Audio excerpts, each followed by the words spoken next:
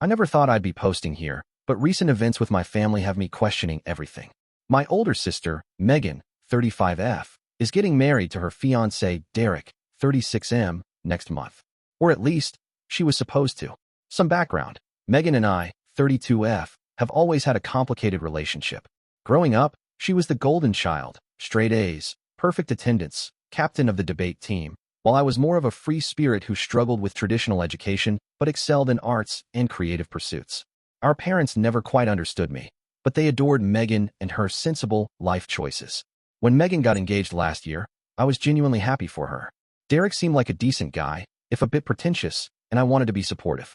I even offered to help with the wedding planning since I work as a freelance graphic designer and have connections in the event industry. At first, Megan seemed receptive. We had a few planning sessions, and I created some beautiful invitation mock-ups that she claimed to love. But as the months passed, I noticed she was becoming increasingly distant. My calls went unanswered, and my texts received only brief replies. Then last month, I received the official wedding invitation in the mail, addressed only to Ms. Julia Reynolds, with no +1, despite the fact that I've been dating my partner Sam for 3 years. I called Megan to ask if this was a mistake. The conversation that followed still makes my blood boil. Actually, Jules, we've decided to keep the wedding small and intimate, she said in that condescending tone she reserves for me. But Mom mentioned you invited over 200 people, I replied. Well, yes, but we're trying to maintain a certain aesthetic. Derek's family is quite traditional, and your lifestyle might make them uncomfortable. My lifestyle? I'm a bisexual woman in a committed relationship.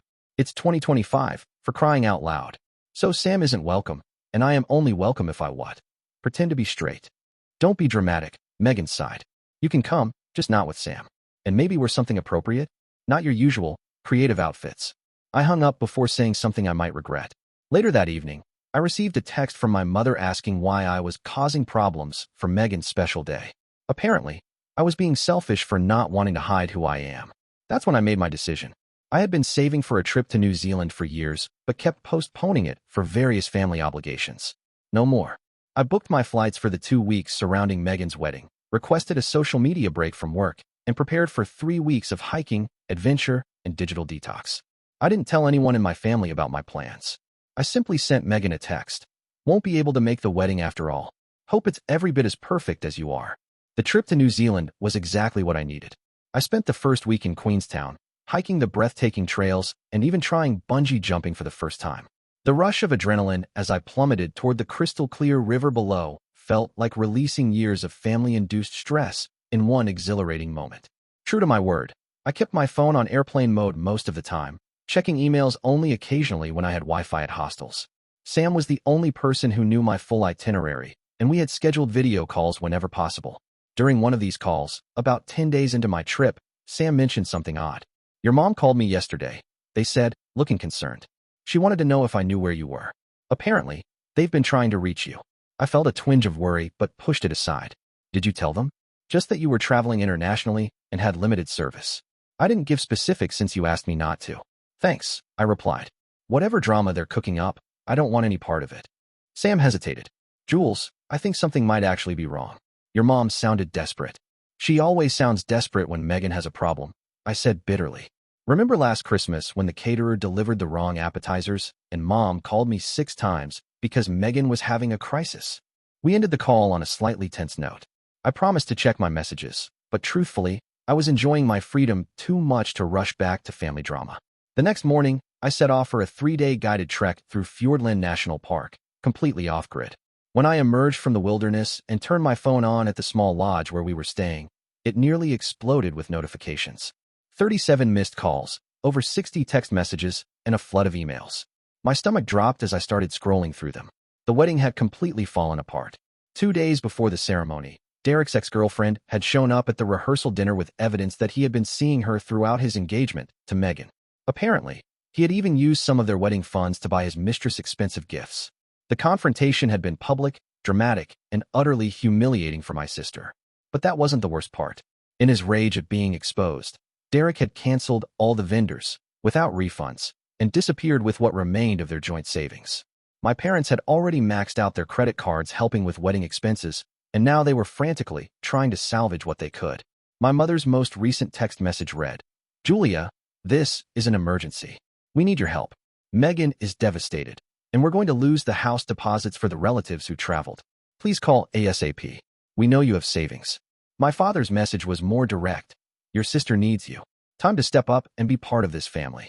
Even my Aunt Linda, who I see maybe once every few years, had messaged. Julia, everyone is looking for you. Your poor sister's life is in shambles, and no one can reach you. How selfish can you be? I sat on the edge of my bed, staring at my phone in disbelief. The same people who had excluded me, judged my lifestyle, and expected me to hide who I am were now demanding I bail them out financially. The irony was almost too much to bear. I stepped outside the lodge and sat on a wooden bench overlooking a valley shrouded in morning mist. The serenity of the landscape contrasted sharply with the chaos unfolding in my family thousands of miles away. I took several deep breaths, trying to sort through my conflicting emotions. Part of me felt a petty satisfaction. Megan had always made the safe choices that our parents approved of, including Derek, whom I'd never fully trusted. His overly polished demeanor had always seemed like a facade to me. Now everyone was seeing what I'd suspected all along. But another part of me ached for my sister. Regardless of our differences, no one deserved such public humiliation and betrayal. I could picture her now, devastated, embarrassed, and vulnerable in a way she'd never allowed herself to be before. Still, the expectation that I should swoop in and fix everything with my hard-earned savings made my blood boil. I'd been setting aside money for years, living frugally while building my freelance business. My family had never shown interest in my career struggles or celebrated my successes. Yet now they remembered I existed because they needed financial rescue. After careful consideration, I sent a brief message to my parents. I'm currently in New Zealand on a long-planned trip. I'm sorry to hear about what happened, but I'm not in a position to provide emergency funds.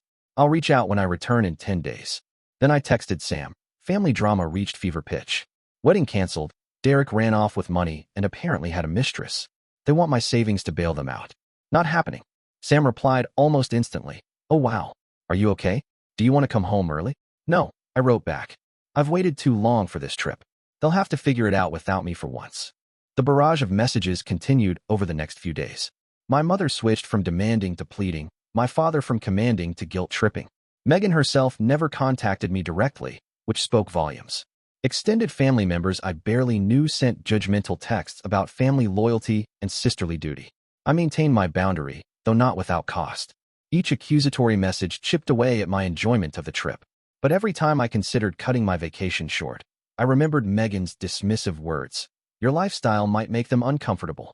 On my final day in Auckland before flying home, I received an unexpected email from Megan. Jules, I don't know if you're checking messages, but I wanted to reach out directly. I'm sorry for how everything played out with the wedding and for how I treated you.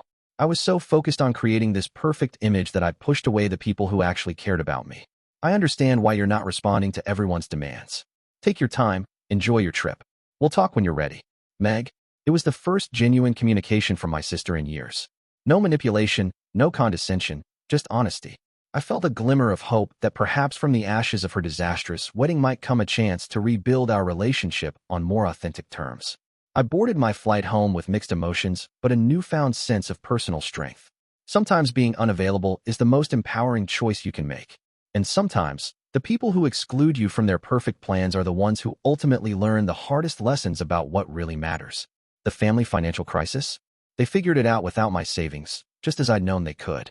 And as for Megan and me, that's a story still being written. But for the first time in years, I'm cautiously optimistic that it might have a different ending than I'd expected.